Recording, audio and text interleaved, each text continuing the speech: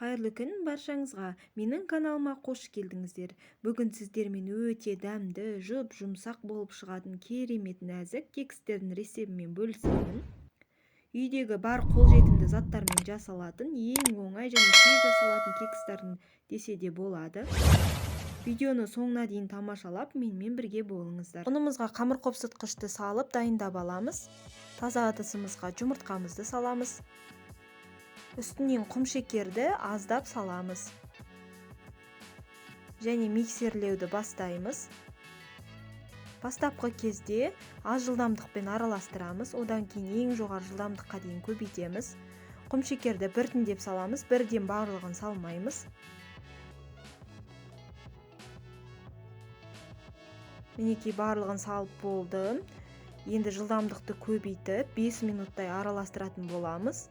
Массамыз екі есе ұлғайып, әппақ күйге енуі қажет.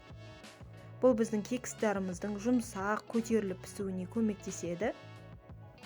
Дайын болған массамызға сұйық майымызды құямыз. Және венчикпен араластырып жібереміз.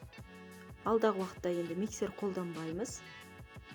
Сүтімізді құямыз, айран қолдансаңыздар да болады. Жақсылап араластырып жібереміз.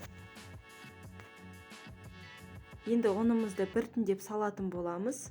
Барлығын бірден салмаймыз. Осылай араластырып отырып, ұнымызды саламыз.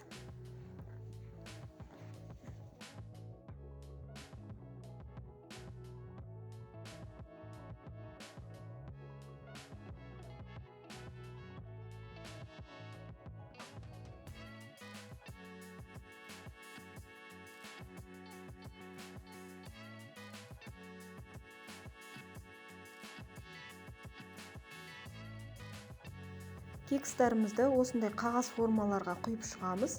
Осындай формочкалар кондитерский дүкендерде сатылады кез келген.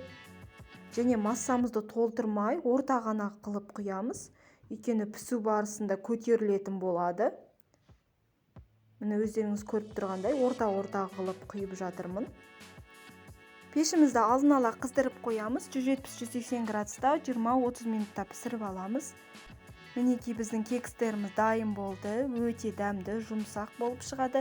Және қонақ келгенде дәл осылай жасап, бетіне қант ұнтағын сеуіп әдемілеп, столдарыңызға қойсаңыздар, өте әдемі болып көрінеді. Достар, видео ұнаса лүпіл басып, пікір қалдырып, маған тіркеліп кетіңіздер. Алдағы уақытта үй жағдайында өте тез дайындалатын рецептер шығып отырады. Видеоны соңына дейін тамашалап, менімен бірге болғаныңызға рахмет. Достар, дәл осындай рецептпен 13 штук немесе 12 штук кекіс шығады. Мен бірақ видеода көрсеткенімде осы рецепті екі еселеп жасадым. Яғни маған осындай ақ түрі мен шоколадный түрі қажет болды. Бірақ описание бөліміне осындай 10-12 штук шығатын кекістің рецебін қалдырамын.